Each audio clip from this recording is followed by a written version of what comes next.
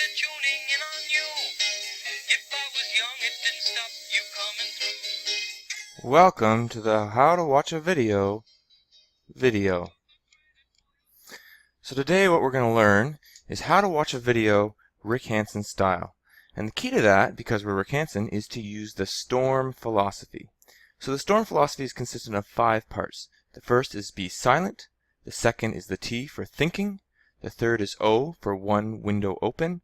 The fourth is R for replay, rewatch, and pause. And finally the M for make notes. So silent. You have to remember when you are watching videos that silent is golden. Okay?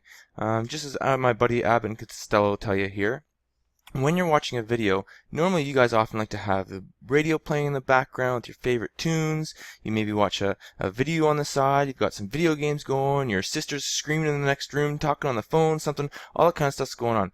That is a distraction, and it makes it very difficult for you to understand what's going on in the lesson. So just like in class, you need to make sure that things are quiet so you can hear what's going on in the lesson that you're watching. The second thing is that you need to be thinking.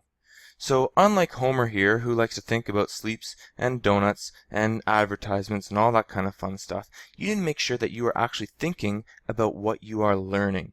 Okay? You need to be asking questions to yourself. You need to be making sure that you're understanding the material that's being taught in the lesson.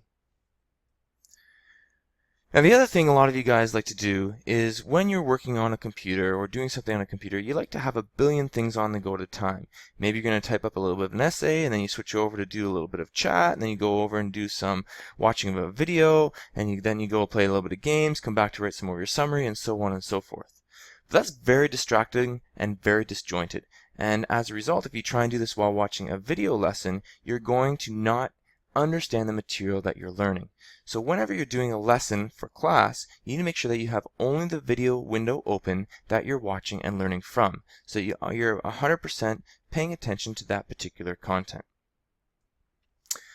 Next, this is more of an advantage to using the flipped classroom and learning through a video, and that's the fact that you can rewind, rewatch, and pause the video as often as you like.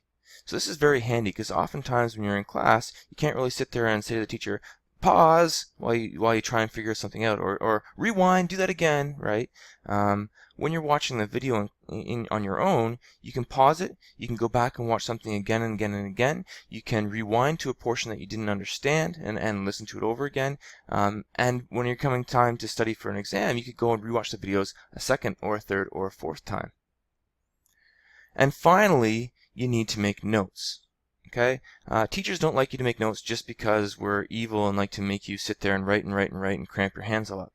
We actually make you write notes for 2 reasons. Number 1 is that the transfer of knowledge from hearing something or seeing something to putting it down on paper is actually proven to help you understand it. Converting something from one format to another helps to cement that information into your brain. And secondly, when you make those notes, they will provide you with some study material when you're trying to prepare for your tests or exams later on in the course. The last thing you're going to want to do when it comes time to exam is to go back and watch 5 hours of videos, right, trying to prepare for the stuff that you're going to do. You're better off to go back to the old school where you have all of your notes, you can make some review notes, you can watch the videos for sections that you're unclear on or that you want to review, but you don't want to sit and watch the whole video content of the entire course because that would be way too overwhelming. So make sure you've got your notes ready for class and ready to go. And that's it. We'll try it out in class tomorrow and see how we do.